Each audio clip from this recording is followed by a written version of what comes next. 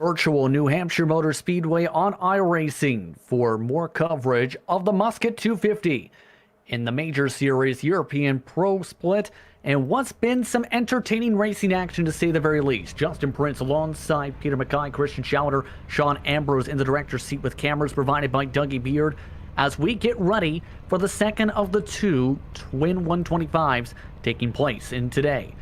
A 10-car invert sees the shuffling of the grid to where Sam Harper will bring them to the green flag, put Mel Nernich in second, Henderson and Baker in row 2, Mickey and Classens round out the top 6, with Wolf and Partridge in 7th and 8th. Kurt Crum will start in 9th, Dawson Brock rounds out your top 10. Here, Peter. Starting in 11th will be Cloud Belval with Tom Drayling, Ross Banfield, Pete Harrod and Darwin Mentz rounding out your top 15.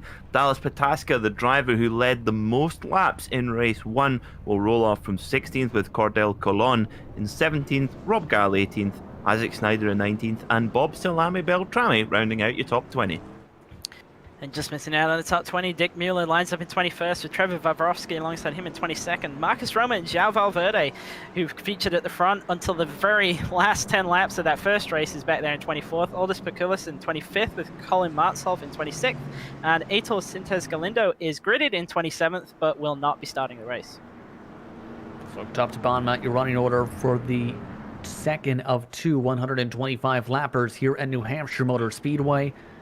Again, for those who missed, Dawson Brock was able to hold on in front of Kurt Crum and Ray Partridge for the checker flag in the first of the two 125s. Here for the Musket 250. In-sim time, by the way, is approaching 4 p.m. The track temperature down to 94 degrees as we're ready to get back to racing. Sam Harper ready to bring them to the green flag.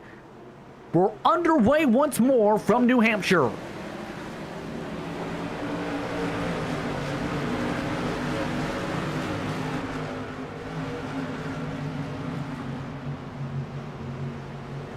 And a clean start for Sam Harper, already up by a couple car lengths as they fight hard for second on back. Already several drivers trying to snake down that back straightaway behind Harper. What has Sam Harper had during the break? He's got the Energizer Bunny on the go here. Perfect launch in this early stage. Yeah, well, we saw he had pace in that first race and obviously got a little bit unlucky and kind of got bounced out of the lead fight, but then he was able to retain at least a spot in the top 10 and actually grab the invert pole. That's pretty impressive, and I think it's going to be hard to beat him in this race as long as he's not caught out on strategy this time. Yeah, remember he got shuffled to 13th after pit stops. Rounding that bottom really well, saved the tires really well for the closing stages as well in that first of two 125s for the Musket 250 today. Fast lap so far set by Eric Mickey, by the way, at the stripe. He has been in that trend early on fresh tires. He's in 4th position, up 1 spot so far. Biggest mover is currently Valverde, up +5 in 19th, followed by Dallas Pataska in +3 in 13th. Yeah, you got a lot of drivers towards the back half of the field who are trying to make their way forwards. Obviously, we have João Valverde is back there. He'll be looking to move forwards. Dallas Pataska as well, obviously he ran at the front almost the majority of the first race. He's back there. He never got back on the lead lap. Fortunate in that respective race. Ross Banfield, by the way, who was in that fight for the race lead before his incident, is in 12th position right now.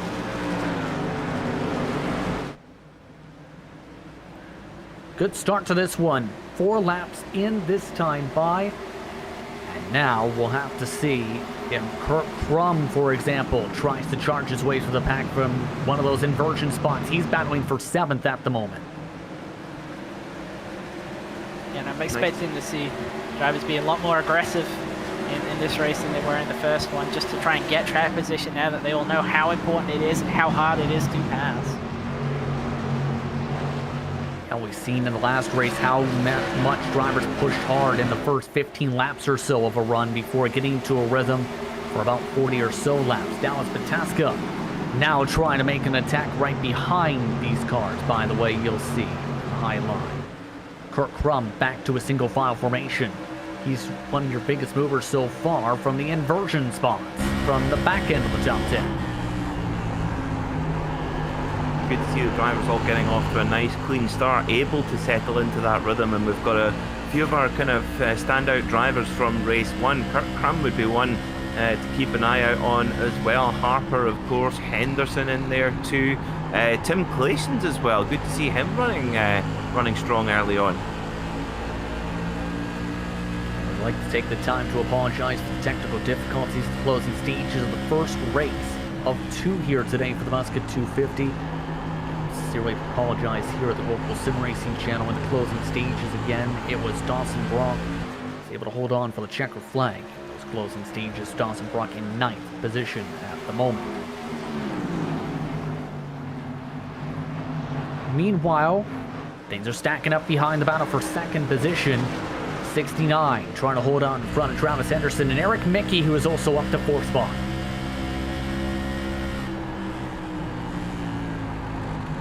And it looks like these drivers just trying to find a way to set them on up here, Peter.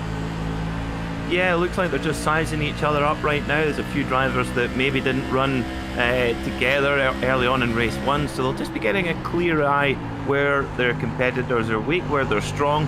And as you can see here, you see Eric Mickey trying to go way up high. It looks like Mickey's in a little bit of a hurry to get to the front here. Well, he is one of the quickest cars so far in this run so far. Showed some good speed, him and that bombshell racing team machine at first run. But as we talked about, Christian, it can be so difficult to build up the run to make the pass. Yeah, absolutely, and especially in, say, the first 10 to 15 laps of the race where everybody is very, very equal. Obviously, the fall-off we talked about a little bit in the first race is kind of all in the first 15 to 20 laps, about half a second to 0.6 of a second. And then it's really stable until we get to that point where we see drivers starting to struggle with right rear tyre wear and just struggling to keep the car underneath them. So it's not easy, especially when everybody's as closely matched as they are, and even more so now they've had 125 laps of actual race practice underneath them. Everybody is wise to kind of all the moves now, and everybody is wise to what their car's going to do in a race situation. It's going to be even harder now to differentiate yourself than it was in that first race. So I suspect we're going to see drivers having to be a lot more aggressive with moves, a lot more forceful, especially in terms of sending moves up the inside, and also just difficulty in terms of passing is going to be more, and we're going to see people less inclined to give up track position. I have to say, after that first race, the chance for potential point shakeups are also big, Peter, because Hanson Pete, Dallas Pataska deep in the running order, Sam Harper only got to about 10th position. Many of the drivers who were in the high part of the points entering today either finished in the back end of the top 10 or were in the midst of some bad luck, essentially. So there's the chance the second race may be a chance where those drivers need to push hard and hope they can get some of that track position to make some of the points back up. Indeed, and that's really, for me, what the Major Series is all about. We're going to see this yo-yoing back and forth over the course of the year, because you've got to do so many different disciplines, so many different types of car, types of tracks. It's completely unique in that sense. I think it's what makes the Major so special. You really do get the absolute champion at the end. And really going from really a Formula 3 car at Zolder to a tour modified a 1 mile short track, it's you're asking a whole different set of skills. Yes, it's a car with 4 wheels, but that's kind of where the similarities stop. Still Hornet's Nest for second on back as Sam Harper is pulled away by almost 1.4 seconds from David Monomirowicz and the rest of the pack at the moment. Ray Partridge is also in amongst a hard fight with Dawson Brock. Partridge was one of the hard chargers before those late stage caution flags as well in the 88, after having to make up a lap, being a lucky dog, being a 19th at one point, dodging his way through the big one down the back straightaway, and now is fighting for what is 9th position in the second race. Yeah, and it's interesting to watch Partridge actually, because obviously he has the bottom line, which tends to be the preferred, but he's just really struggling to get off the corner, and it doesn't look like there's anything necessarily wrong with his car. It looks like he's giving a little bit too much room to the car above him. Like he's dipping his left sides under those white dashed lines and dropping into that first groove, and that's really going to kind of de-wedge the car and make you unstable. So you don't want to do that. And I think that's why he's having such a tough time, and that's why we're starting to see guys build up behind him, because he actually needs to get a bit more aggressive in terms of with the right side of the car and sort of shuffling people up, as actually he's got an opportunity here to gain a spot. Still looking to try and gain it into the corner. By the way, up in front of them, there was a bit of contact between Mickey and Henderson, nerf bar to nerf bar, where Henderson got pushed up the racetrack. Mickey was able to get on by, and now Mickey is up to third, looking to battle for second position in front of him. Mickey on the dive. Can't get the run as he goes underneath the edge of the white dotted marks at the end of the first scene, but still gets the run. Of course, Eric Mickey, our GT3 winner, back at the Daytona 2.4 hour, all the way back in January as well, and showing his versatility at the wheel and staking his claim as a potential contender for the Major Series title, and really driving it down low there. It looks like he's going to take this position into second place, but all of this battling is just Christmas come early for Sam Harper, who now has a near 2-second lead, which in this form of racing, well, it might as well be a fortnight. Yeah, he's absolutely stand out right now, and he's essentially out of the draft. You see an incident towards the back of the field right there. It was the 56 of Claude Belville, got into the outside wall coming out of 4. I think he actually rode the wall for a split second, Belval did, and that was from about 14th position. We'll see he was side by side with the 21 machine, that is Pete Herod, who is trying to fight side by side before Belval goes up in the marbles, and the exit of 3 and 4 you'll see. Very deep into the corner there, in those 4th and 5th lanes, as I like to call them, and then completely in them coming off the corner, and yeah, absolutely up straight into the fence. That could have been a whole lot worse, actually. He's lucky there wasn't anyone right behind him. Great job by the rest of the pack to be able to dodge him in that circumstance. Belval has been shuffled now to 18th to -7 now in the race. He is lost some of the most positions of the race. Darwin Mintz has lost the most total. 11, 26th position. But the rest of the pack able to stay calm for now, except for where Ray Partridge and Ross Banfield are fighting. At the moment, Ross Banfield watches as Partridge now slides into the marbles. That is Isaac Snyder having a good recovery from his rough first race underneath him. And he had good pace in that first race. It's just obviously lost those laps early on and wasn't really able to feature in the running order, so to speak, because of that. But he was always moving through cars. I didn't really see many times when he was moving backwards, and we talked a little bit about his Formula Rim, and obviously it's working out quite well for him, surprisingly. And the interesting thing here too, Christian, is you can see he's barely moving those motions with it. Like, he's only putting a little bit of steering into it, maybe a couple degrees. Yeah, that's pretty atypical of the car, actually. I find myself here using a 10-to-1 ratio. I normally use a 12-to-1, and it sounds like we've had some contact in the back, actually, but I'm not sure who that was. We definitely heard somebody get into the fence. We stay green, however, as Eric Mickey, by the way, has pulled away from the rest of the grouping by about a second or so. The 69 of Almirnovich has been shuffled back to 6th position. But quickly, Mickey is closing in on the Missed Apex F1 Podcast Team 1 machine.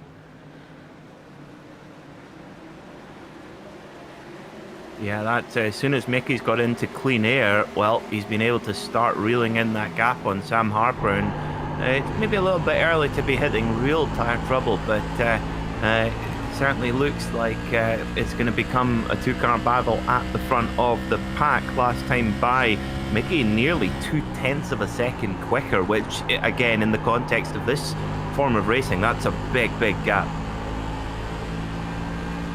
Well, keep in mind that Harper's been driving on his own here too, and now the rest of these drivers are now picking up the draft of Harper too, and Harper not necessarily has to, or doesn't necessarily have to push extremely hard here, Christian. he can save. Yeah, he can, and I think a little bit like we talked in the first race, there isn't a huge advantage to trying to be a breakaway leader. Because obviously everybody knows that they have to make that one pit stop, and everybody's going to try and do it under yellow. Obviously, we saw the drivers who didn't do it under yellow in the first race were really massively caught out by it. So I don't think anybody is keen to make a pit stop under green under any circumstances now. Oh, trouble! Ross Banfield. Caution is out, and it's enough to trigger the yellow. It was Isaac Snyder who was sending it underneath him, who ends up sending the 777 around on a slide.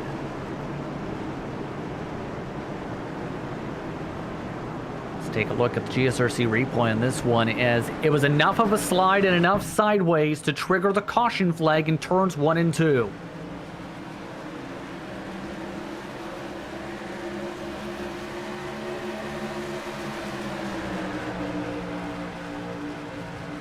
See, right there is the contact to the left rear. Yeah, and it's just that left rear nerf bar again that we've kind of already talked about. It's very sensitive there. You can, if you get people square or you get straight to their sides, then the contact's actually pretty good. But yeah, I mean, it's an instant turn, and it's always actually fortunate for the car underneath there to not turn the topside car straight across their nose. So Isaac Snyder, well, and actually to an extent, Ross Banfield both got pretty lucky out of that, as we see everybody coming down. A majority at least. Dallas Pataska, though, not taking the gamble along with Ray Partridge.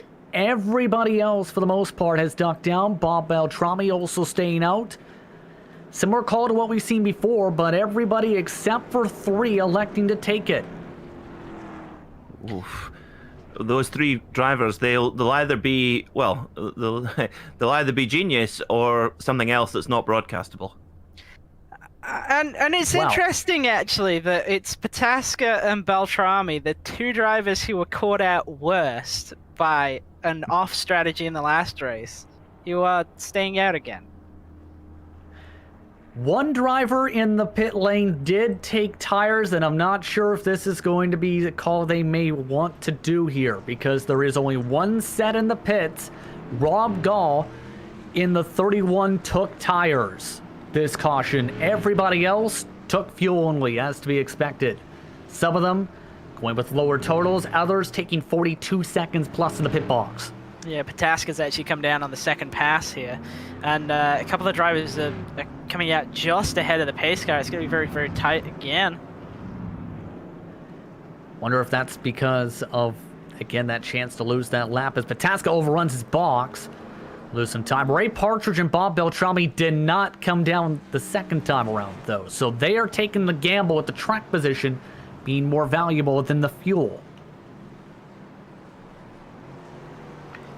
Someone tell that iRacing pace car to slow down. It's got some ponies. A number of drivers just getting out of pit lane in time. Yeah, and it's similar as to what we saw in the first race. Only it looks like everybody's kind of got a better understanding of how much fuel they can take before the pace car gets back around. So I wouldn't actually be too surprised if we see a couple of drivers towards the tail end ducking down again to kind of top off. Curious how this is going to work out for Ray Partridge and Bob Beltrami, though, Christian, because they're about to bring us back underway. iRacing pace car is off. Green flag, we're back underway.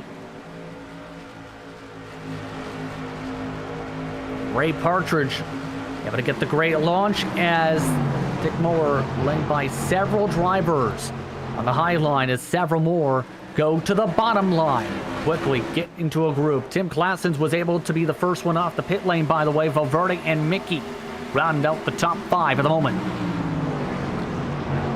And it actually looks like Pataska has been forced to come down to pit road again under green. I don't know if he picked up a penalty. You know what? He might have pit with the pit lane closed for him, possibly, since he didn't come down the first time. That's yeah, it's entirely possible. Obviously, we saw it go back green almost immediately. So, yeah, another kind of setback for Pataska there. A rough sequence now for Pataska. Again, Pataska second in the points entering today. Was one of the favorites for this race. Al is already lost at least one lap. So all the sequences there. But at the moment, it's Ray Partridge in the lead. We're looking in the heart of the pack where Kirk Crum is trying to keep up with Eric Mickey. Crum and Mickey, two of our really quick drivers earlier on in race 1. So if they can work together, of course, I would imagine they will be connected by voice communication, so they can try and be clever about this as well. But former race leader Sam Harper right behind them in the 52 machine. By the way, Dallas Pataska has made his way back out of the pit lane after a 44-second pit stop. In the lane, he's lost 2 laps and will come out in front of your race leaders as well. So the VRS Satellite Racing Machine will need a bit of luck for him to get back into the right sequence here.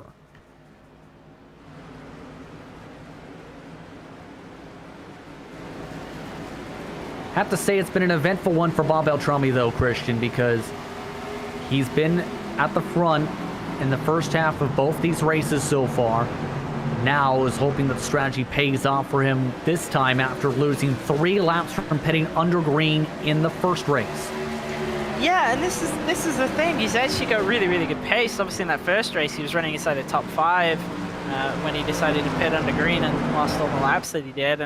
And then here in the second race, obviously he started back in 20th, but he still had good pace. This is obviously a play for track position, but I just kind of feel like this is almost doubling down on the same thing that happened in the first race to him, and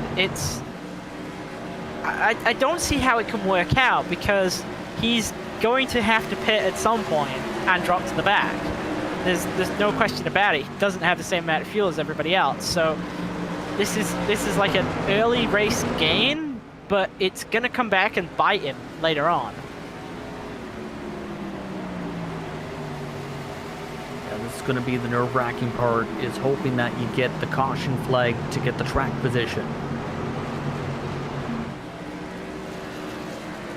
By the way, Handsome Pete, all those drivers you just seen side by side in the back part of the grouping. Isaac Snyder continues to be one of your harder chargers of this race. He was up to 10th position of note.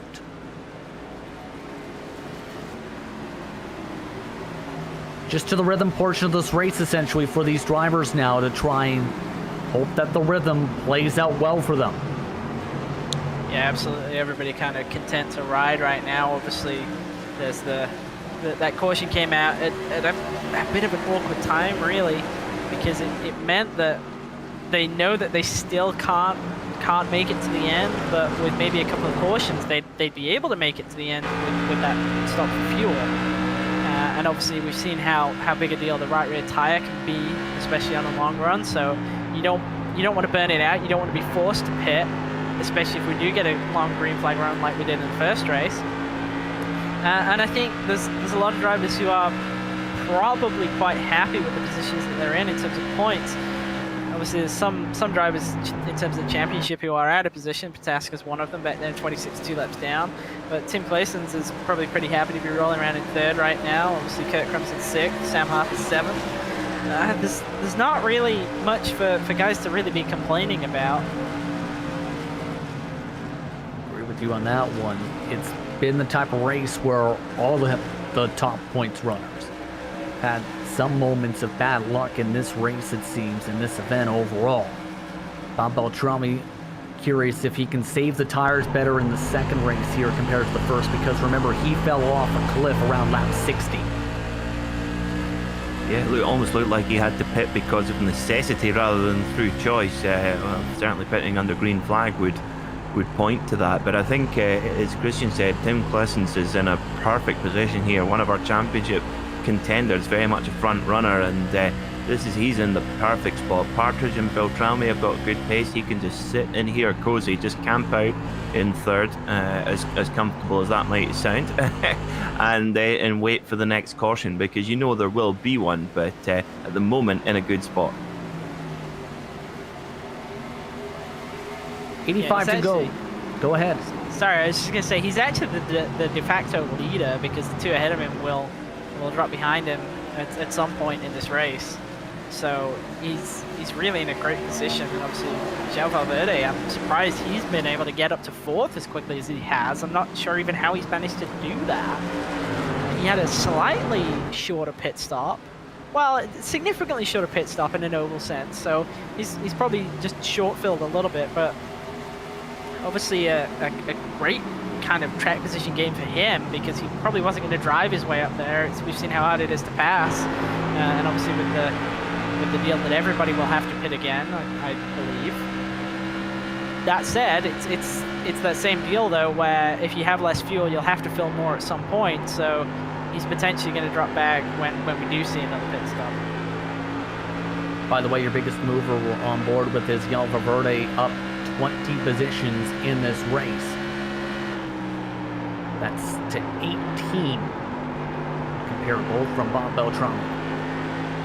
So both of those drivers able to move through this field after their respective incidents up towards the front. May have just noticed a little bit of a snaky moment as Partridge got a little bit dicey off the corner. Beltrami now attacking him. For the time being, wanting to take away that race lead a little bit here with the slip and slide from Partridge. Well, this is now getting a little bit frisky at the front here, and look at the lap counter as well. We are now at the critical lap, so if a caution did come out from now, the drivers could pit in, take tyres and fuel, and make it to the end of the race. So that's going to be something drivers are definitely thinking about, but at the same time, you don't want to be the caution flag that ends up costing the trigger, Christian, obviously. Yeah, and that's kind of the problem. Obviously, you can plan out as much as you want, but you still need the opportunity to execute that plan. And this is kind of why in the first race, when we had that long green flag run, my attitude to it would have been to just stay out as long as possible until a yellow came out. Because to my mind, it was a case of when the yellow is going to come out, not if the yellow is going to come out, because everybody was either going to run out of fuel or they were going to run out of right rear tire. And obviously with more people running out of right rear tire, it was going to get harder for them to hold onto the car, and there was a probability of somebody self-spinning and causing it yellow that way. And that's what I personally would have kind of banked on, just being able to run around and hold onto the car long enough for a yellow to come out and kind of get the free pit stop that way. So I imagine the sort of the attitude to this race is probably going to be quite similar for the majority of the field, that you just wait for the yellow to come out. Change for position as well, by the way. Eric Mickey able to clear on by Valverde after building up a run down the back straightaway, and Valverde giving him some space. And indeed, that's going to have to be the case, and that's the rhythm and tradition usually in a lot of short track races, Christian, because especially on iRacing, you never know when that caution flag can come out. So we'll have to see how this all plays out in this one, as now the top three have a separation of 4/10 to the rest of the pack. Yeah, and I think in the first race we obviously saw drivers who were able to kind of work the race backwards, so to speak. It just played them into a more advantageous position the longer the race went on. Those drivers who pit that first 15 laps in, at the time it seemed a bit curious, since we've actually got a bit of a battle going on for the front. Beltrami's looking to make the pass on Partridge, but places this to Beltrami's outside, trying to steal that second position away from him.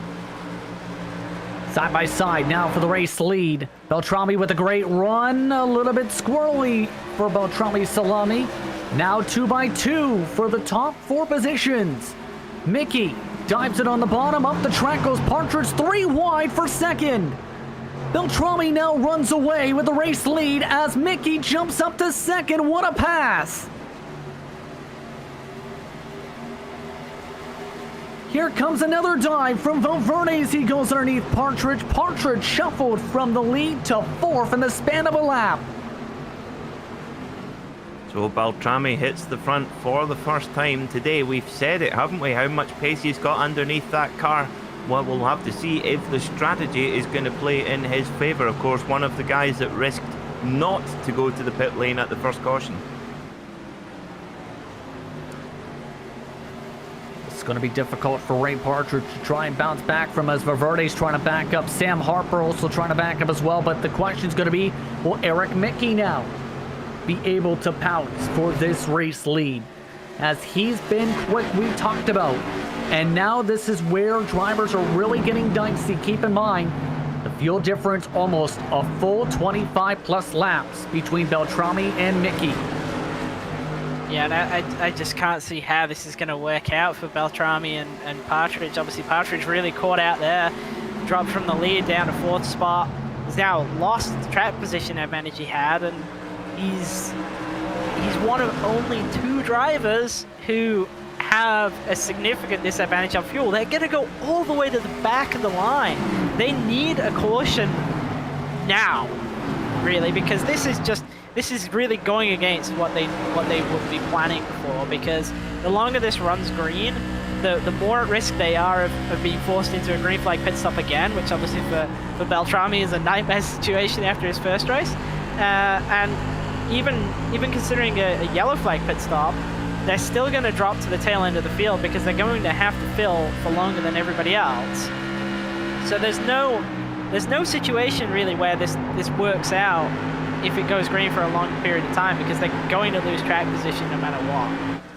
Speaking of track position, race lead back up for switching. Beltrami now forced up to the top line, Mickey on the bottom line. For Bombshell Racing Team, it's Eric Mickey looking to clear for the lead, and just about does. Give space for Beltrami, though, to respond back on the high side. Tim Klassen's also still in this mix. What a fight for this race lead in race number 2. Side by side, Beltrami able to swing it on the top line, drifting it out, in fact, but Mickey able to get the run again on the bottom. This is where these drivers are going to have to be very careful indeed, because they don't know how long they'll have to run into the race on these tyres. So if they're switching about, they're going to be really taking a lot of life out of it. And I get the feeling, but it's so, just as I was about to say, I get the feeling Tim Klassen's in a good space there. He gets a big old hip check. That's after a big bobble from Beltrami Salami, as Tim Klassen was able to save it. Still able to hold on to 3rd, but a new race leader is Eric Mickey. Partridge, though, back in the scrap of things for 4th, and don't forget about Sam Harper. He is up inside the top 5 again, with a chance to pounce back after his struggles, but the caution is out. It's Handsome Pete. The Team Mad Machine in turns 3 and 4 is around, and we're under caution in the battle for 11th.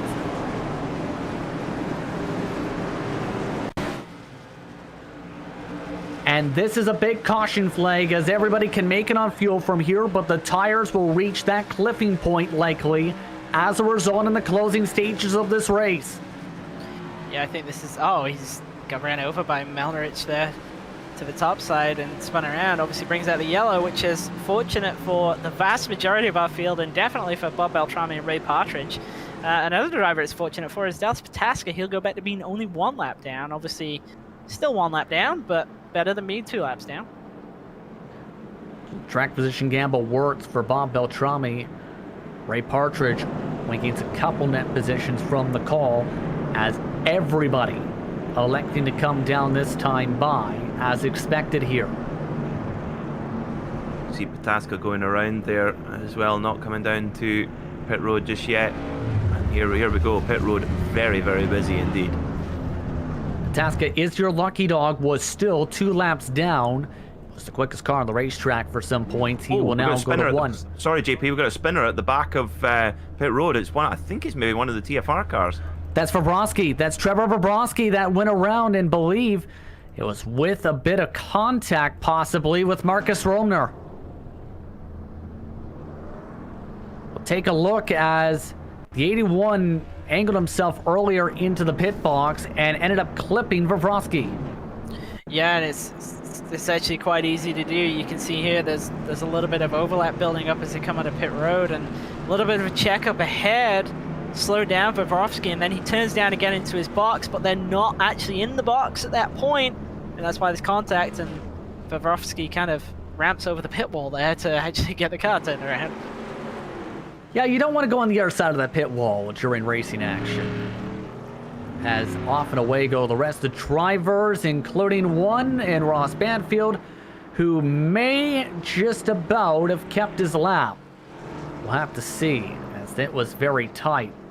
Tasca has come in for the service spot. Beltrami is still in the pit boxes, meanwhile, so has lost significant margins of time. Sam Harper, though, won the race off the pit lane, followed by Malnerwich, Henderson, Drailing, Valverde, Crum, Mickey, Brock, Partridge, and Rob Dahl, who did not have any tires in the pit lane. So a lot of shuffling in the sequence as a result.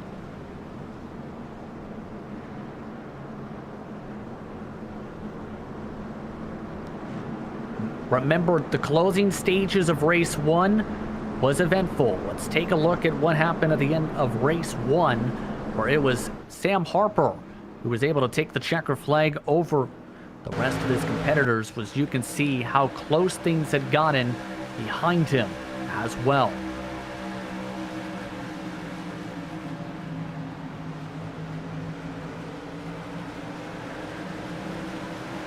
See this all while Dawson Brock took the checker flag up at the front of the field. Kirk Crum finished in second position, for Brock was able to hold on one final charge to the checker flag.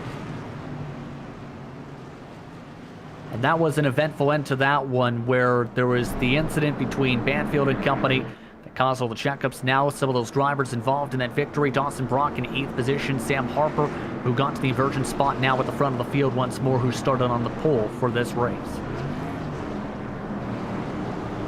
The lights are out in the pace car, so it should be ready to go, guys. And Sam Harper going to lead us away. See how this plays out. 66 to go. Green flag is out, back on her way. Great launch for Harper. Anderson getting up through the gears in 3rd position, trying to get side by side for 2nd. Goes for the send on his teammate. And I think now is the time to get that track position, because everybody can get to the end from here. It's really a case of there's nothing to be gained by kind of just riding at this point. You got to go for it. You got to get the position. Drivers, by the way, who lost laps in that pit stop sequence, just Bob Beltrami, who was up at the front, took 1 minute and 15 seconds to complete service. He's now in 25th position as a result of that long pit stop. Fortunate for Bob Beltrami, he's fighting for the lucky dog. Down the task as well as Claude Belval, who has now had to pit under green.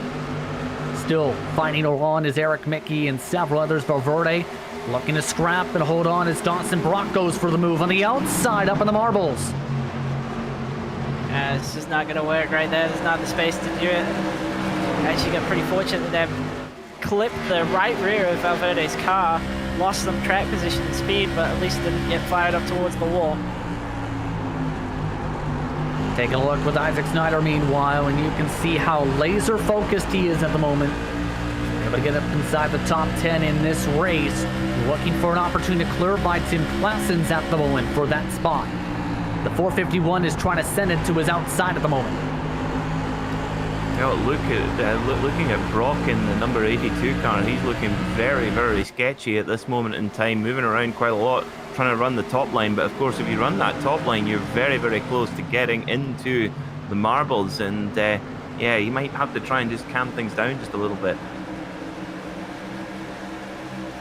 Indeed, as Tim Claessens nearly smacked the wall right behind these machines, trying to swing it on the high side.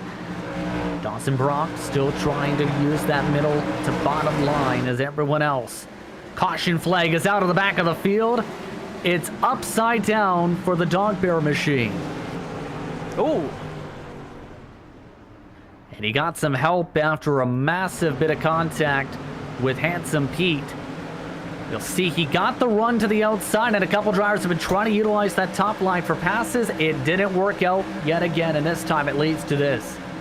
Yeah, you see him on the outside of Pete there, and actually looks like he turned down and grabbed the right front of Pete, and then got sent up into the fence and flipped over right there. So that's almost certainly the end of his day.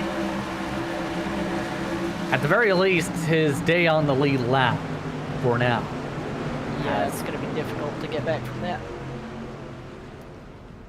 Interesting flip as well in that sequence, but we're under caution with 61 to go, and the lucky dog goes to Bob Beltrami, I believe, this time. So Beltrami Salami, after losing the lap in the pit stops, will get that lap back this time by just seems to not have had the luck today in the pit stops today, whether it's been under green or whether it's been under caution.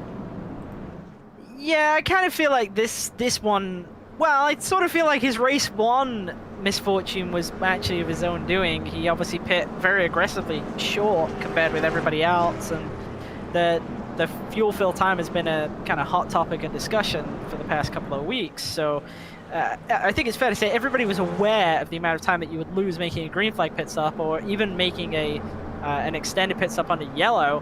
Obviously, the first race, the green flag stop really went against him. He lost 3 laps, but in this race, everybody else pit bar one other driver with him on that first yellow, and that was kind of another moment where he sort of put himself behind, and then I think he was forced into really kind of dropping a lap just to make sure that he could fill the car up and get to the end without having to make another stop under yellow. So I think he sort of intentionally went off the lead lap here, expecting another yellow, which is a good strategy. I think that's quite reasonable, but essentially I think he's put himself behind in both races today, just purely on strategy, because he's got the pace. He's clearly got the pace to contend at the front. He definitely does. Just hasn't had those calls, like you said, go his direction, as the cloud starts to really form above the racetrack as instant time passes 4:30 at the moment. Track temperature to this coolest point too at 87, Peter. Yeah, that's going to make a big difference for these drivers when we're talking about that, making that tyre last right to the end of the race. That's going to make their job easier, because that lower track temperature gives the tyres a much easier time. Thoughts, Christian, here as we approach the closing stages. 59 to go this time by, as we get that 1 to go signal expected. Yeah, I definitely think it is easier to keep the tires on the car when it cools down, but the other thing that drivers might start to run into is they might start to struggle with tight the colder it gets. And obviously if you were already on the tight side in the first race, which was hotter, then you're probably going to be significantly plowing tight in the second race. So that's something to keep an eye out for, and might actually see some cars which were a little bit on the loose side start to perform better in the second race than they did in the first. So 58 laps to go this time by. Sam Harper's your race leader. Travis Henderson's in second, followed by Kirk Crum, David Melvin, followed by Mickey, Drilling, Valverde, Brock, and Partridge. The top 9 was Isaac Snyder rounding out the top 10. Keep in mind, Vronsky has also recovered from earlier trouble to 11th position. Later start this time, a bit of contact coming to the green flag with some of the Nerf bars, but off and away goes Harper as one more car crashes at the line as Colin Martzoff goes around. Yeah, big checkup right there. The leader obviously holding all the way until the green flag was dropped, and like a couple of guys further back in the pack were kind of anticipating the restart there, and unfortunately just concertina it up. A couple of drivers in the middle were a bit slow to get away once the green was out.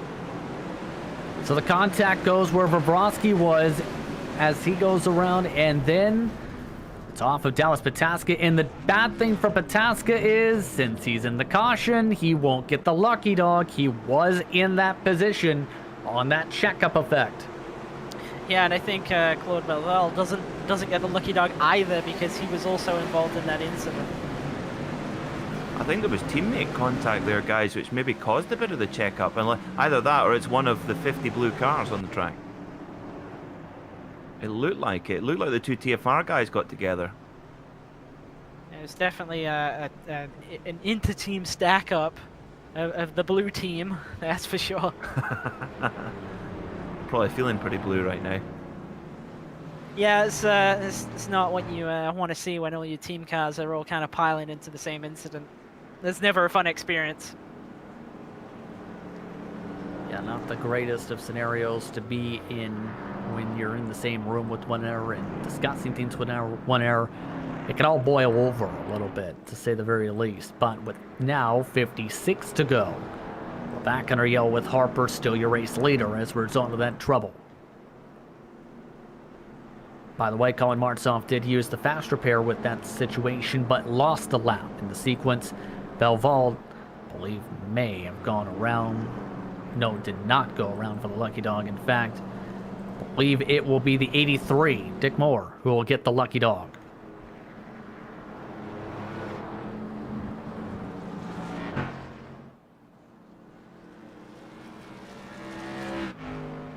I believe there's a couple of drivers who seem to have picked up some black flags from that incident as well. Darwin Mainz is one of them.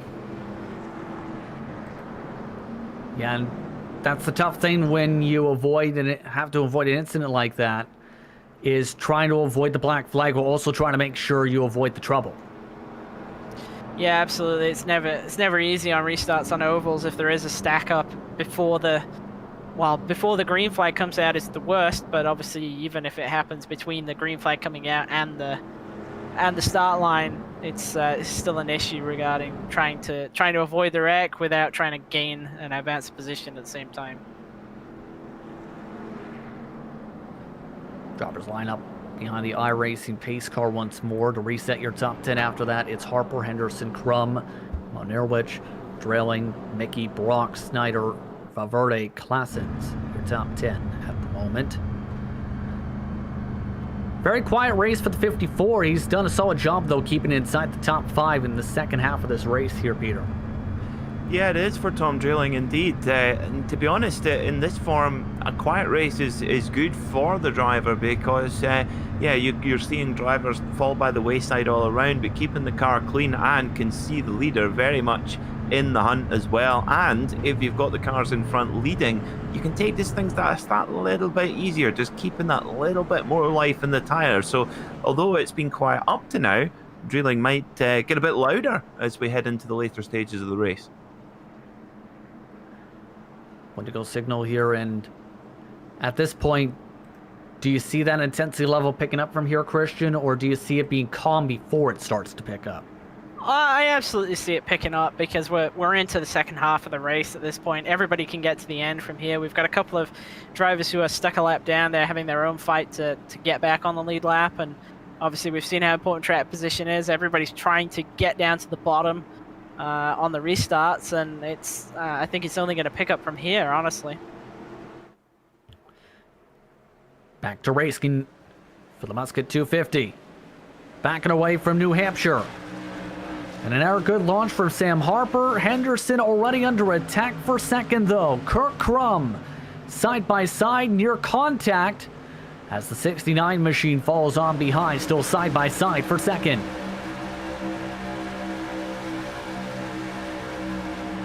Henderson really trying to swing it hard and squeeze hard on Kirk Crum. Seen a couple bits of contact, Nerf bar to the left side of that 24 today in these types of battles. And that's the risk. The top car has to try and kill the momentum of the bottom car, and the only way to do that is to pinch them down towards that first lane. But we've seen how easily you can spin someone around getting into the left rear, how easily you can kind of bounce off their door Nerf bar, so to speak, and end up in the fence. So there's a lot of risk on the topside car trying to prevent a pass on the bottom of the racetrack. A massive squeeze. You can see how close it's getting to the Nerf bar in that right front tire of Kirk Crum. Travis Henderson with a bit of better pull down the straightaway, coming to 50 to go next time by, as Henderson again hard on the brakes.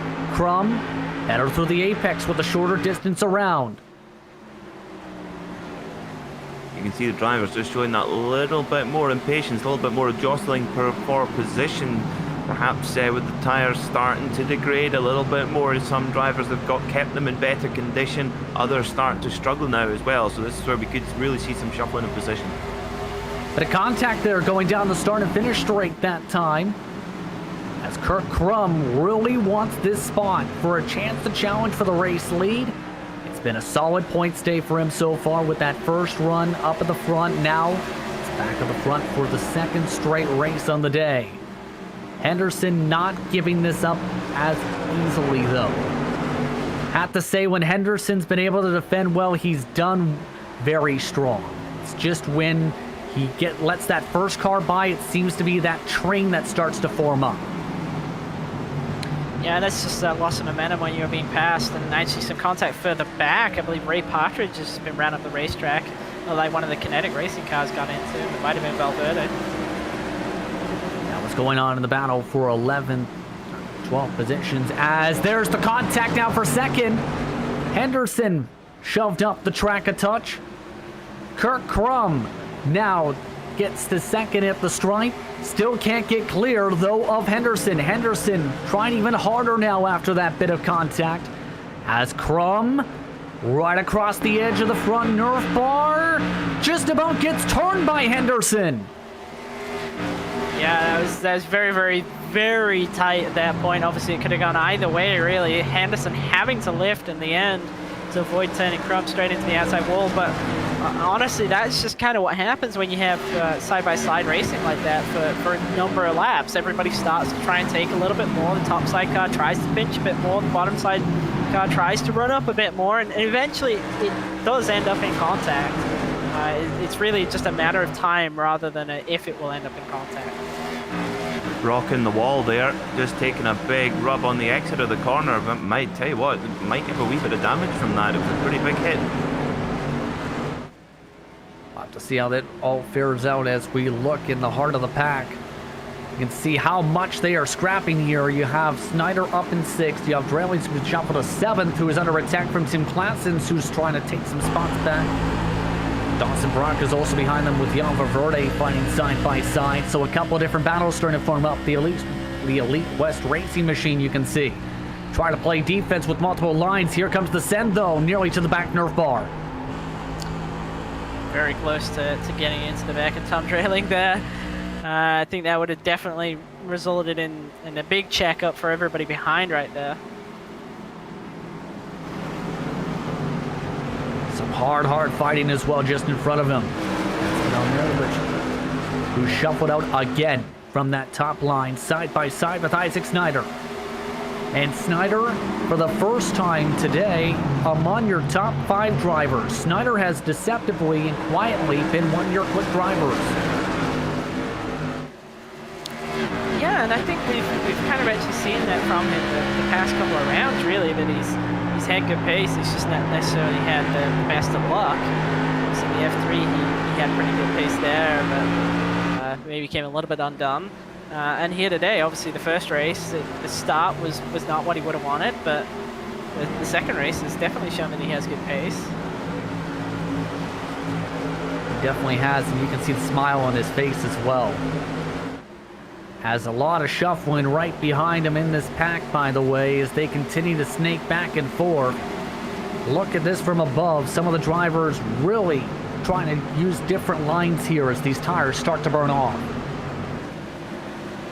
Midfield, by the way, this is Ross Banfield. Marcus Romer fighting. That's Banfield now up to 12th position.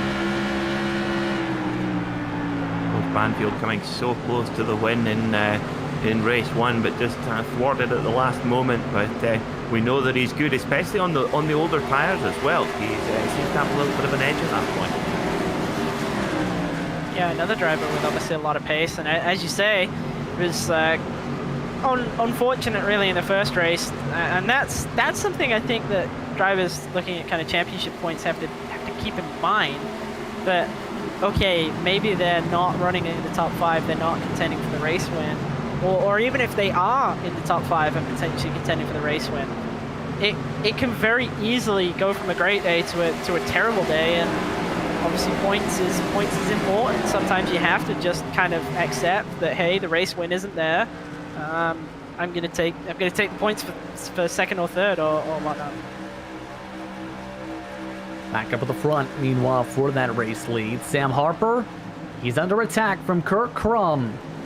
Krum, a couple 100s last time by. Harper still has been able to control the pace, though. 0.2 of a second the difference. 31 flat that time by for Sam Harper. Kurt Krum, a 31.065. That was 6/1,000 second quicker than what Harper turned. For a bit of context, that's 0.6 of a second quicker. Slower, my apologies, than the kind of hottest pace. So that shows that they're really starting to get into the tougher part of the race where they've got to make do with some very, very well-worn boots. And that tire saving is going to be very valuable here, Christian, especially for the final 20 laps or so. As just behind him, Tom Drowan trying to get back 6th position from the 69 machine.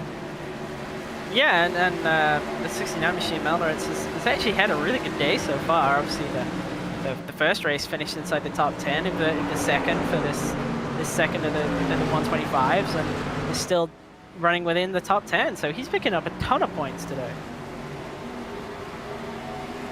Yes, indeed, he's lost several positions though in this race, as he's now up and clipping the marbles just about. In fact, swing it right against the edge of that different part of the progressive banking. Tom Drelling able to move up a spot. Tim Klassen's now looking to move to the bottom of the racetrack. Valverde trying to give him a bit of help. A huge send from the 451 that time. Yeah, and I've been watching this with Tim Klassen's, and he's very, very aggressive on corner entry, and that can work out like it did right for him there. But it's also sort of caught him out a few times where he's ended up getting checked up and he's maybe lost out a little bit. Looks like towards the exit of 2 and 4, he's occasionally ran up and nearly got into the wall, had to check himself up and lost positions that way. And he's got pace, but it looks like maybe he's not the strongest of the field when it comes to executing passes. And that all comes from experience, right, Peter? Because it can take a lot of time and effort to be able to properly learn the proper moves of your pass. Because here's the thing, a lot of times you might be testing on your own, but for some you may need those brawl sessions as well, as so they're called. Christian, and I think you know in terms of that regard how much drivers also have to practice. Okay, let's race as hard as we can and try every single type of move in the book we can think of to try. Yeah, absolutely. Yeah, I would agree as well. I mean, for me, there's absolutely no substitute for match fitness. I mean, there's so many. Obviously, the way that teams prepare in practice sessions is getting more and more sophisticated all the time, trying new things, whether it be setup or technique or whatever. But for me, that's very important. You can't, not do any practice. But for me, getting that match time in is really important, especially in the context of the majors, where you need to be so good in so many different disciplines. So using the variety of racing on iRacing and just trying to get that match fitness is very, very important, to know what all the tricks of the trade are, as they say. Speaking of moves, meanwhile, though, seen right behind your top 2, Eric Mickey tried to take a peek right underneath Travis Henderson. Couldn't get to the inside, though, into the corner. Yeah, this is oh, we've got a wreck on the front stretch. It's a big one. Ray Partridge is flying right now. And Ray Partridge hard to the inside wall. Caution flag is out. And this is now going to get interesting, as it was contact between him and Dawson Brock that sees that 88 go flying into the sky.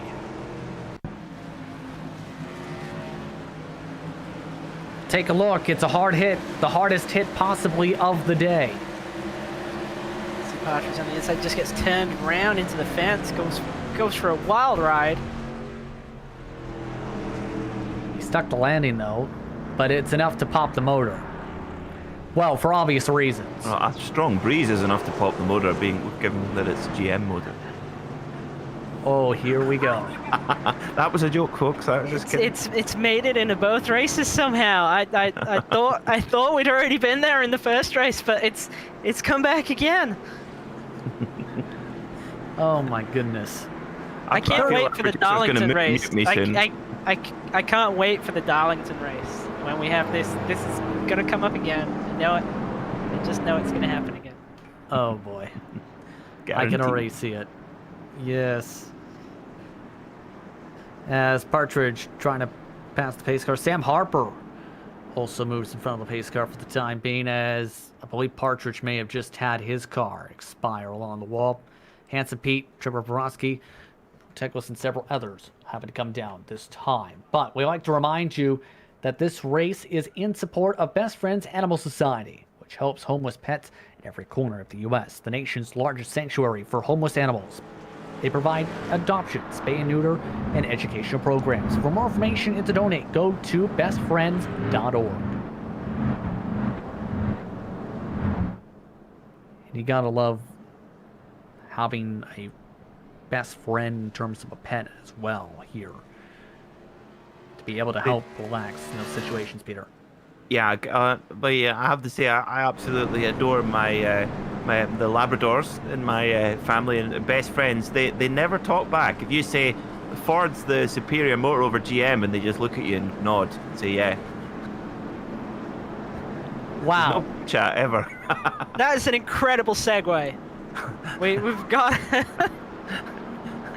we've got to keep that one. Lap 95. I don't know how you did it, but somehow you brought it back to the Chevy versus Ford conversation once again. Very... Wait till we get to Bathurst. Oh my goodness. Either way, there is now under 30 laps to go, coming up this time by. At this point, Christian, how do you try and play this if you're Sam Harper? Because he's doing a great job holding on to the pace, but we haven't, I think, seen the true pouncing pace yet from Kurt Krum yet.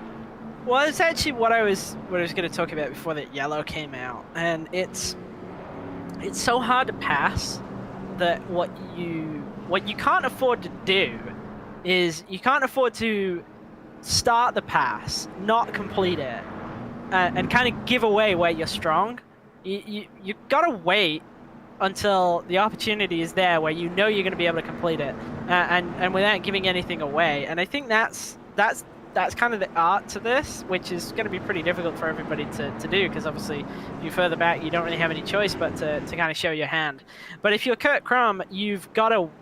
I don't think your solution is to kind of crawl all over the back of Sam Harper and be looking like every single corner and darting around in his mirror and all that, because I don't think it's going to help you. I think what you got to do is you got to just be there, and then as soon as he makes even the slightest mistake, you got to take your shot at it, and you got to try and make it stick. And that for me, I think, is what it's going to come down to. I think for Sam Harper, it's almost the opposite. It's to drive the thing as smooth as possible without kind of pushing any harder than he needs to push, just to maintain the lead.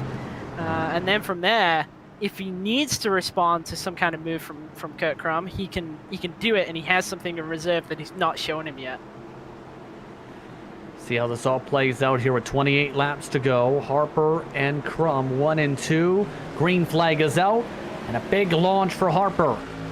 Krum already have to defend several lines, a bit of contact as they try to go both of them to the inside in row 2. Henderson and Mickey, now more contact.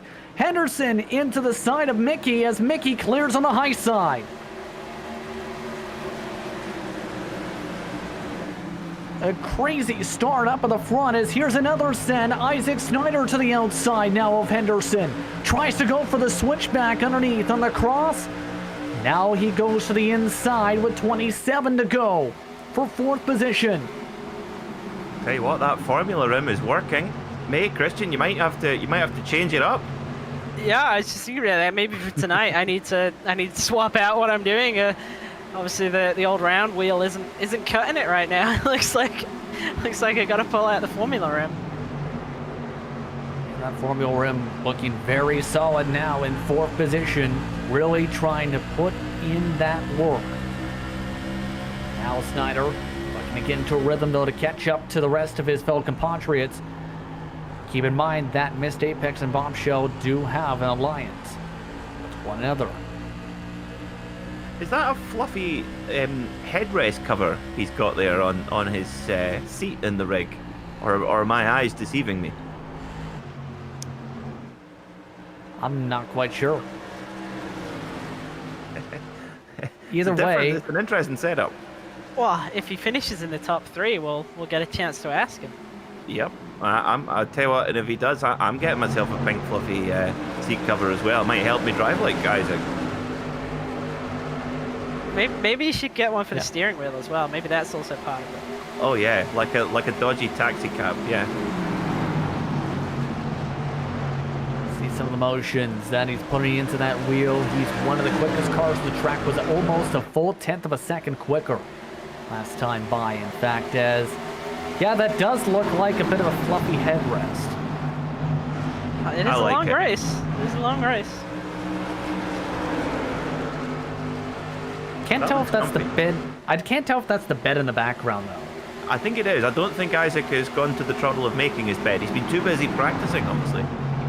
You know, we've been trying to convince drivers to do this whole on-cam thing for us, and I think if anybody watches this back, that this is not the way to persuade them. 23 to go. 23 to go. As now you see Tom Drelling, by the way, is trying to wheel it on the bottom in the back of the grouping with a bit of contact with Tim Claessens. Claessen's up in the wall. That was a big hit there for Tim Claessen's championship contender, of course. And oh, another hit again. Oh dear. This would be really, really tricky then. But if we get a caution, if he's got his fast repair in his pocket, he can pop in and get it if he's got problems. We want to sacrifice the track position, though, as Valverde goes for the late arc that time. Really squeezed him up high. Valverde, though, getting the squeeze right back now from Claessens. Claessens now hits his side nerf bar. They go sideways. Ross Banfield darts to the left to try to avoid. Another hard send into the gas and the brakes for Claessens as Valverde tries to respond underneath.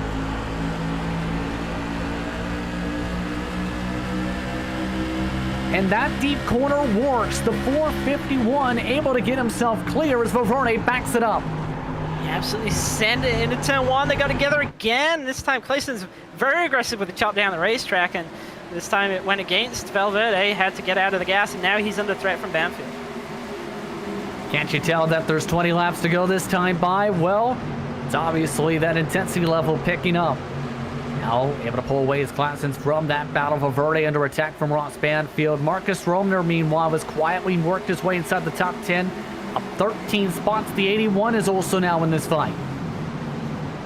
Yeah, I think you're right, JP. You can just tell by the body language of these cars, and normally kind of look like they're on rails, and then all of a sudden the drivers are starting to get a little bit more antsy. As whoa, I think who was that into the wall? I think it was the car behind Banfield. That was Romer getting a big scrape on the wall.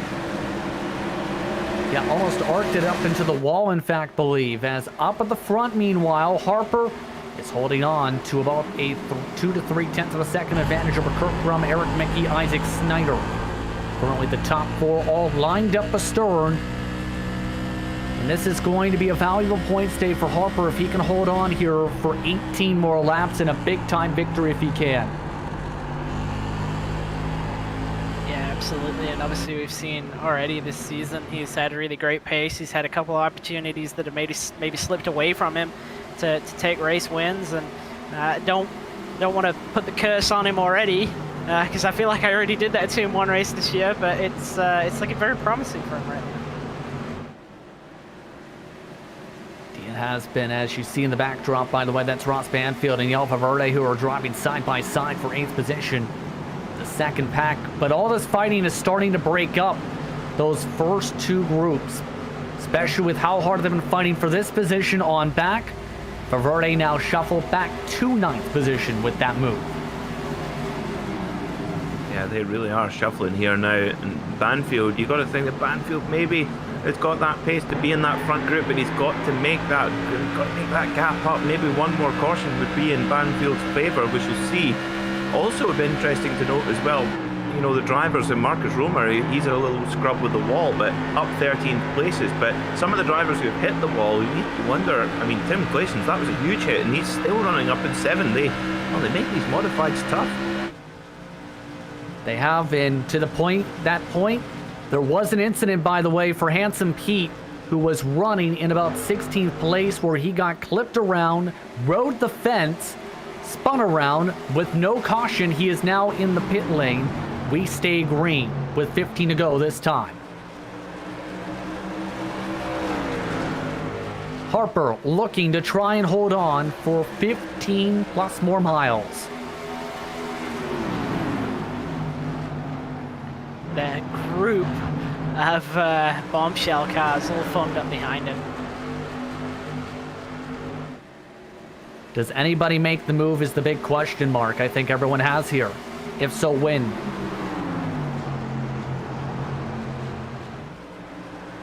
And it actually looks like it's the mid-pack that's getting more aggressive than the front of the field right now. All around Valverde, there's a huge checkup happening. A couple of contacts on the front stretch there. Malneritz nearly got sent around, but held onto it. Yeah, they are getting really dicey here. And that second pack, but that front pack, for comparison's sake, nice and calm for now. Feels like the calm before the storm, doesn't it? You just think, wait, who's going to be the first person to throw the grenade in there? Oh, and it's happening. Valverde's in the wall in 4.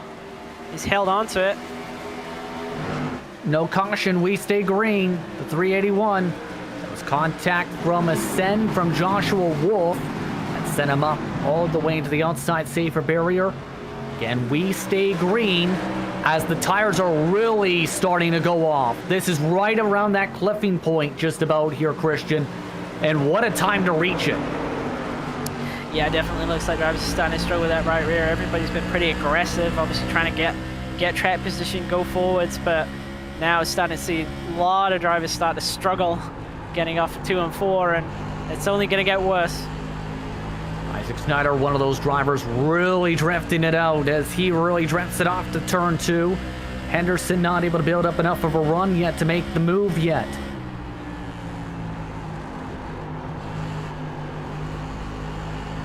"11 laps to go this time, and they already are about to reach lap traffic possibly. Dawson Brock is up the road." Yeah, and Eric Mickey's having a look on Kurt Crum, trying to maybe take that second place away, but I think with the new teammates, that's probably not going to be an option for him. And we'll see what they elect to do in that case. But with 10 laps to decide it, it's Sam Harper who continues to lead. There's the traffic right up the road. Dawson Brock, who is running 1.6 seconds slower than the rest of the field, go to the inside of Brock. Brock, very edge of the marbles. Harper actually clips the apron a little bit as he reaches Brock at an awkward spot. Allows a bit of a run now for Kurt Crum on the bottom side. Mickey tries to draft underneath and behind him. Got to think that Crum and Mickey, they've got to make their mind up now and who's going to be the driver to go for this win. And Isaac Snyder in there as well, of course, a teammate there too for the Bombshell guys. So they certainly got strength in numbers. Sam Harper having to hold them off all on his own. Yeah, I totally agree with that. They've got to decide now as to who's going to make this charge for the race win. Question's going to be which driver will be able to dice their way up the front for said win, as Crum tries to send it in a little hard once more. 8 to go this time. Still under 3/10 is the gap. And I'm noticing Crum starting to get deeper and deeper on the brakes here, Peter. Yeah, this is where everyone's throwing everything they've got. There is no hiding now. Cards are on the table. Who's got the pace? Tell you what, it's been an extraordinary drive from Sam Harper. He's led a lot of laps, so very likely to be the most laps of anyone in this race, but this is where he's really going to be put to the test. It's going to be a big time challenge here. Still can't get to the back end. Crum's built up a buffer now to Mickey. Snyder's also built up a bit of a buffer now from Henderson. Also in this grouping, Drilling and Klassen. 7 drivers looking to scrap for this race win with 6 to go this time by. Yeah, it looks like Mickey's kind of had enough of sitting behind his teammate here. He had the look to the inside there going into 3, and to me it looks like Sam Harper's got the better of Kurt Crum. Crum's starting to actually drop away, driving it really deep into the corner.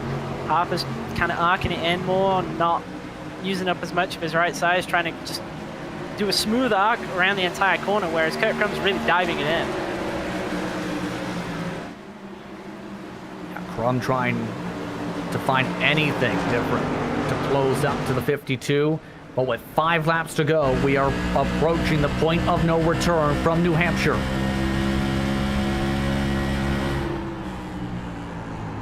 penalty there. A huge send. Still not working though, Christian, to be able to close up. He did gain some time though on exit. Yeah, and that's the problem. He's diving it in so deep that he's never really getting an opportunity on exit, but he's also not getting close enough to kind of even get to the nerf bar of Harper's car, so he can't really do anything. I think he's actually just hurting himself more than he's helping, to be honest. And I think if he rolled the corner back, he might actually get a little bit closer on exit. Can he get there with 4 to go? Keep in mind, Putekolis has actually just had the duck in. Also, Ray Partridge had the duck in for respective services under green. We are past the point of the return, though, coming to 3 laps to go. Next flag will end the race. Well, who's got the pace? Sam Harper has led for so long in that 52 car. Can he hang on? Of course, remember, guys, he's running the tribute helmet for his father as well. And what a cool result this would be to pay the ultimate tribute. What an impressive race and what an impressive day it has been for the Magic Mile, though, from Sam Harper. 2 laps to go, this time by for the Missed Apex machine, looking for his first checkered flag of the season.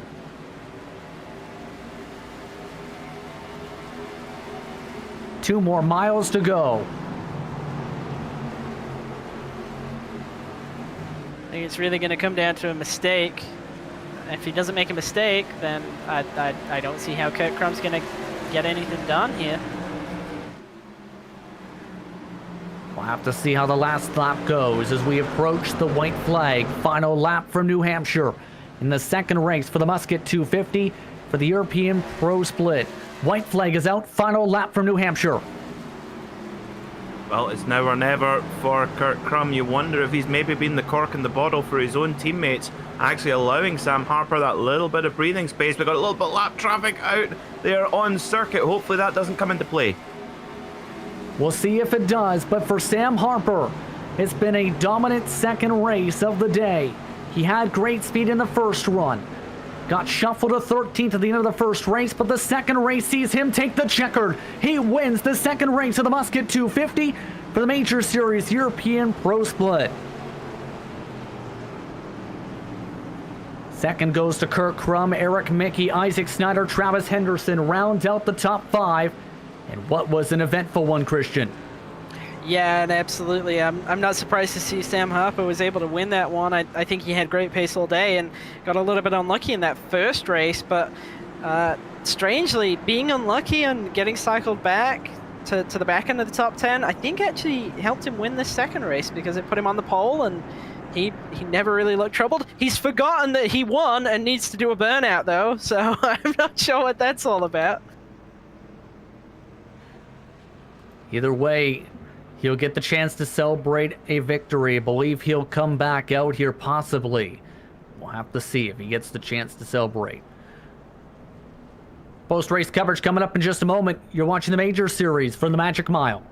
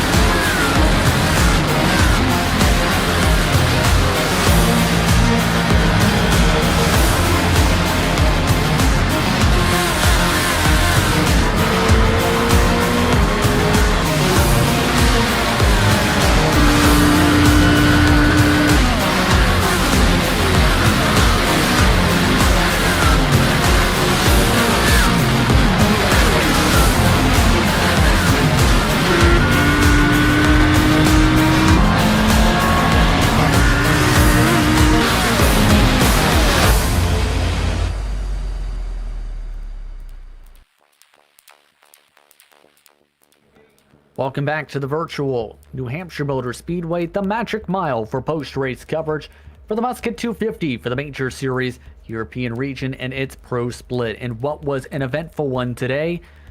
It was an eventful second race where Sam Harper took the checker flag by 0.2 of a second over Kurt Crum. Mickey took home third position. Snyder and Henderson rounded out the top five, with Tom Drowling in sixth, Tim Clausen's in seventh.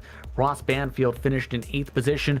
Marcus Romner finished from 23rd to 9th. And Darwin Mites, a good recovery drive for him after losing the lap with the dodging of the incidents earlier on, finishing in 10th, Christian. Yeah, David Melneritz had a strong first race. Finished inside the top 10, got the invert to second spot, but unfortunately wasn't able to hold on to that and fell to 11th in the second race. Joshua Wolf, another driver who managed to actually drop positions in the second race down to 12th. Bob Beltrami, a good recovery along with Dallas Pataska in 13th and 14th. Trevor Bobrovsky, we saw him go for a little bit of an interesting pit road incident there with Rob Gall in 16th. David Baker, João Valverde, unfortunately unable to recover from the first race incident and finishes in 18th, with Cordell Colon in 19th and Pete Harrod in 20th. Dick Muller finished in 21st position. Dawson Brock, Colin Martzoff, 1 lap down along with Quad Val. Ray Partridge finished 2 laps down in 25th. Buteklis finished 26th, 4 laps down. One driver did not take part in the second race. That was Enter Sintez Galindo, who elected not to take part in race 2 after pulling off with 86 laps to go in race 1. Overall, though, it's Sam Harper who takes the first checker flag, or rather the second checker flag of the day. He now joins us from virtual victory lane. Sam, how are you feeling, first of all, about taking this checker flag? Well, I didn't think I was going to win a race this year, so my heart was absolutely pounding for the last 40 laps or so. I thought Kurt was going to get me on the exit one time, but whew. A big-time victory for you today, and you had speed all day, it seemed. What was it about this car that you feel made you this quick, or very comfortable up at the front at least? Well, I have to say I got really lucky. We are in a technical partnership with Fledged this year, and they provided an unbelievable setup. Over the long runs, I felt like nobody could keep up. It's just... So I put a lot of it down to that, to be honest. It was awesome. Yeah, really good. And of course, you were running today with a special helmet in memory of your dad. Talk us through that, being able to win with him on the helmet.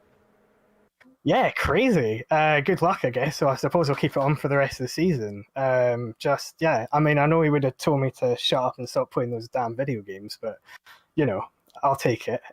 No, just really cool. Nice coincidence that happened when I was running that helmet. So, yeah, it's quite sweet. Quite sweet indeed. Anyone you want to thank for this sweet victory today? My teammates for awesome race prep. We did so much practice about 3 weeks ago. It really helped. Forge again for the setup. Kurt for not dive bombing and taking me out, because I totally could have done that in one. And the reverse grid. Thank you very much, reverse grid. That helped. Congratulations on the victory today. Thank you very much. That's Sam Harper coming away with the checkered flag for race 2. Race 1's checkered flag went the way of Dawson Brock. He's with Christian Chauner. Dawson, it looked like first race obviously couldn't really have ended any better for you. Obviously, you picked up the win, but the second race, not such a good time. No. First race was awesome. We nailed the strategy. That pit stop early on to get us the fuel paid off in the end. We were sitting in a great spot, whether we got that caution or not. And once you just get that track position, it was really easy to sit up there, and it's really hard to pass all night. I'm sure you guys saw that, but it was awesome. First race, loved it. Second race didn't go as well. Again, I think it was just that track position. I started out kind of in the middle, stayed in the middle. Got the pit stop halfway through with the yellow, and then had an incident with Ray. It looked like netcode on my end. And car was just slow after that, so it felt like a rock, and weren't able to get it fixed, or one last yellow to maybe try and take one last stab at it.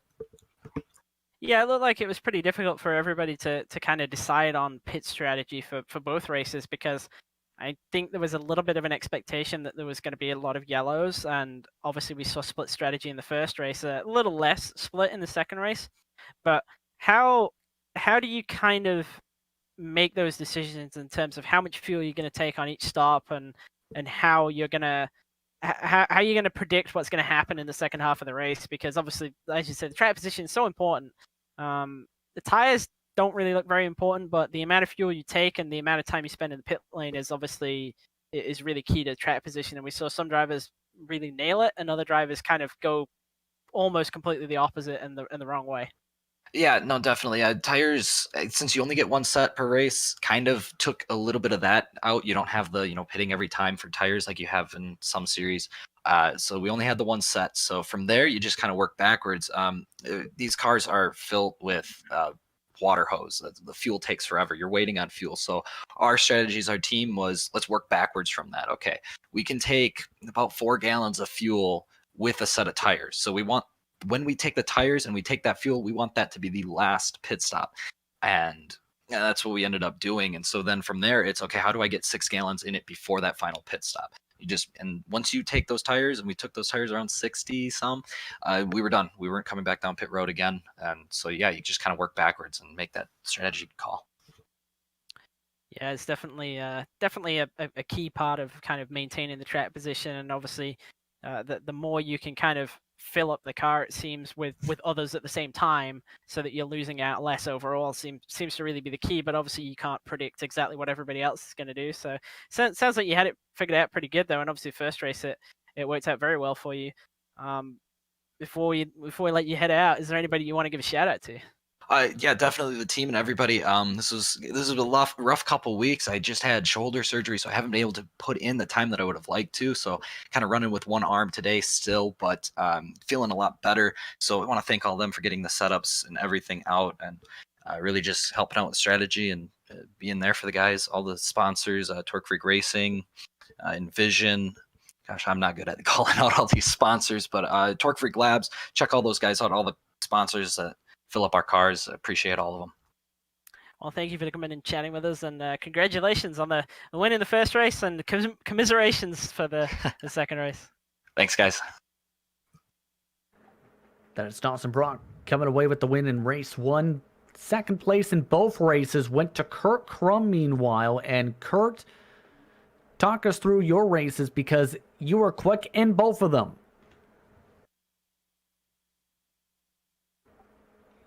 Kurt Crum, do you have a copy? Yeah, I think I got you now. You hear me? Yes, we can. Yeah, so wow, yeah, the setup was really good. Shout out to our buddies at Fledged Racing for that. And man, the first race, there's a lot of luck involved. I think I got the strategy a little bit wrong, but it worked out in my favor, and dodged some interesting happenings. And the second race, I wanted to pit earlier and not run the risk of having to pit on a green.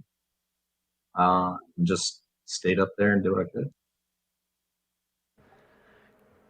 And talk about all the effort put in for this race, because it was talked about by Sam Harper. I think he referred a bit to that partnership as well, about he felt like it was a hot rod. How did you feel about the preparation for this race and to mentally prepare yourself for this action? Yeah, I mean, it was definitely a lot of prep work. The cars were not too difficult to handle, so the competitiveness was very high. I don't even know how much hours went into the setup, but I tweaked on it a little bit. But just putting in a few hundred laps, maybe more than a few, I think I lost count, really helped, because you need to be grooved. You need to know what the car would do on all parts of the track. So yeah, that was a huge part of it. Next race goes to the Nürburgring. Your thoughts on going over that direction for 2.4 hours of road course racing? I'm really looking forward to it. I love that place. So, keep it out of the wall and off the grass, and should be a good time. Anyone you want to thank for the run today? Aside from Forge, shout out to pitbox.io, providing some great analysis software. And thanks for everyone else on the team. Helped making a good couple of races. Congratulations on the second in both of those races today. Thanks to Kick. That's Kurt Crum coming away second in both of the 125 lappers today here for the Musket 250. Third place in the second of the Musket 250 races was Eric Mickey. He's with Christian Challoner. Eric, looked like a pretty solid day overall. Obviously, 2 top 10s, top 5 in the second race.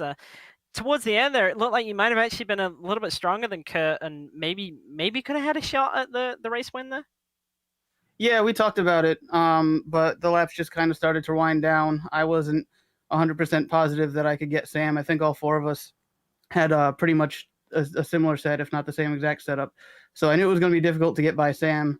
And, Kurt's going to be the strongest in the Drivers' Championship. So we got too close to the end, and I just decided that we should just race it out and just see what happens. So, but overall, the way the season's been going overall for the team the last couple races, I'm really glad to bounce back the way we did today.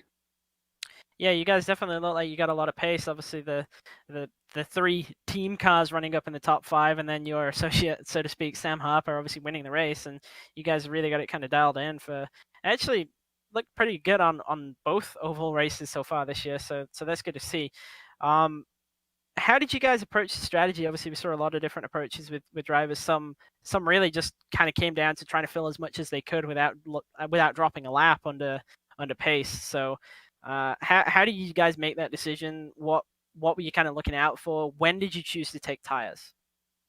So on the first race, I chose when after we had quite a few laps, and I could get about half of the fuel that I would need for the entire race done in one stop at that point, and I decided to come in. And Kurt ended up doing the same strategy that Dallas did, and Dallas got himself stuck laps down and ruined his race. So Kurt lucked out with a caution before he came in. So when we went into race 2, he for sure was not going to repeat the same strategy, and I figured without me screwing up on pit road in the first race, I would have been sitting pretty in the towards the end of that race. But we decided that kind of trying to do the same strategy I did in the first race would probably be the best way to go. And I think it was just before halfway or just about halfway we had a yellow, and that's when we decided to take the rest of the fuel we needed, get our tires changed, and that way we could, once we cycled up to the front, we weren't going to be pitting anymore and getting back in traffic. Yeah, and you mentioned about traffic, and it looked like it was pretty difficult for anybody to kind of pull off passes today, and we saw a lot of aggressive moves down to the inside, and that was really how a lot of passes were made, or they were made on restarts. Now, you kind of talk us through how that sort of factors into your decisions, and in terms of, as you said, obviously Dallas got sent to the rear end of the field and was really never able to recover from that. How hard was it to pass, and kind of how did you go about the approach in terms of passing cars? Because it looked like if you were in a line, sometimes it was better to just ride in the line and wait for someone else to get impatient rather than you try and force the move, because then you would actually lose out more. So I thought coming in that the key to passing today would be to be able to roll the center better than the car ahead. And if they're running kind of the middle lane, you could kind of get on their outside and force them to give you a lane on the outside. I think I may have made 1 or 2 passes today that way, but for the most part, the setup that we had was just going so well. It was felt exactly the way that you need any car around New Hampshire to feel. So with it being that good, I just started realizing when I made attempts to the inside that I was starting to be able to clear them halfway through the corner, if not on exit, and just kind of stuck with that. So passing for us is, once we got laps, and the more laps we got on the tires, the easier it was for all of us bombshell cars to make passes. So it wasn't all that difficult for me, except for that stage when you're racing the stronger cars, or that stage of the run right after the restart where everybody's kind of on equal pace.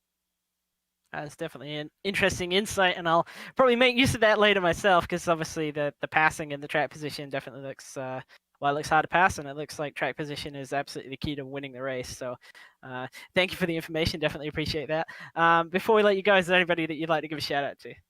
Yeah, I wanted to give thanks to Pitbox for coming on board, Lazy Rocket, SimTV, obviously you guys, GSRC, for covering the series, Mike for putting everything together with the majors, all the competition committee members who make the shows run, and of course everybody who came out and raced. I thought it was personally, I thought this was a really fun oval race. The ratio of green flag laps to yellow was a lot more in the direction that we like to see, so it was I thought it was a pretty successful event. Well, thank you for coming and chatting with us, and once again, congratulations on a good result. Thank you. That's Eric Mickey coming home in third in race 2. Isaac Snyder came home in 4th position in this respective race. He now joins us in the broadcast booth. Isaac, first of all, talk us through the difficulty of trying to manage the tires, because it looked like, from our perspective, you were drifting in those closing stages. Isaac Snyder, do you have a copy?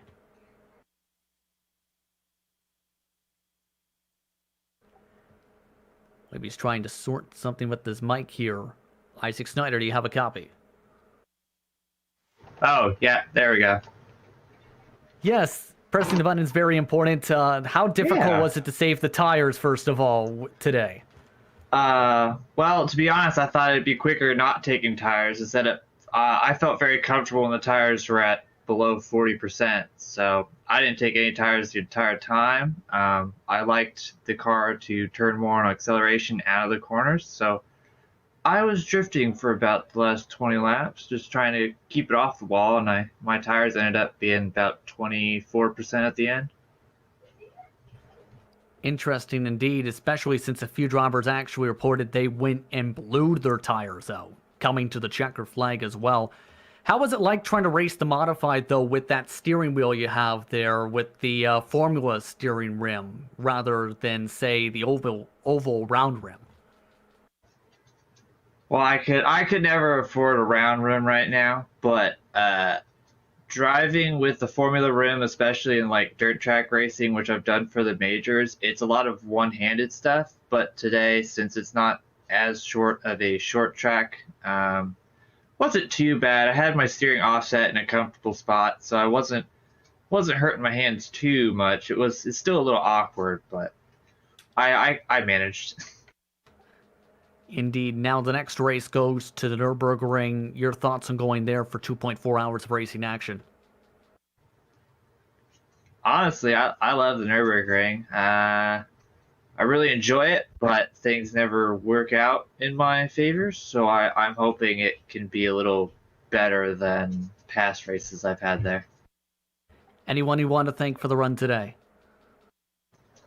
I'd like to make a shout out to Matthew for making the setup. The setup was really comfortable. All the top 4 cars in that last race had that same setup, and we all really liked it, especially in the long run. I'd also like to thank Pitbox and Lazy Rocket as our sponsors, as well as SimTV, and then thank you to you guys for putting on a good broadcast. I hope to watch it later on.